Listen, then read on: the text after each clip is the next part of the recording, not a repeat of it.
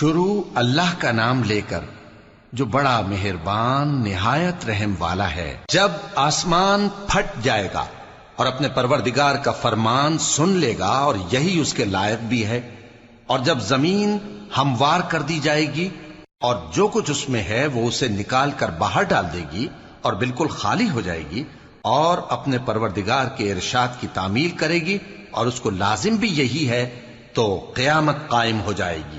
اے انسان، تو اپنے پروردگار کی طرف پہنچنے تک خوب تکلیف اٹھاتا ہے، پھر تو اس سے جا ملے گا۔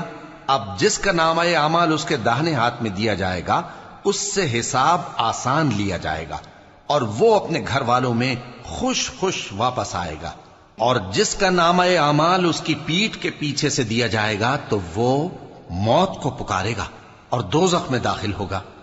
وہ اپنے اہل و عیال ہی میں مگن رہتا تھا، وہ تو خیال کرتا تھا کہ اللہ کی طرف لوٹ کر نہ جائے گا، کیوں نہیں؟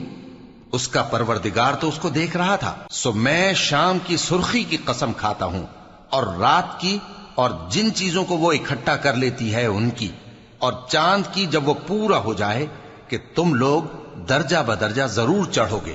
تو ان لوگوں کو کیا ہوا ہے کہ ایمان نہیں لاتے، اور جب ان کے سامنے قرآن پڑھا جاتا ہے تو سجدہ نہیں کرتے، بلکہ کافر جھٹلائے جاتے ہیں، اور اللہ ان باتوں کو جو یہ اپنے دلوں میں چھپاتے ہیں خوب جانتا ہے۔ تو ان کو دکھ دینے والے عذاب کی خبر سنا دو۔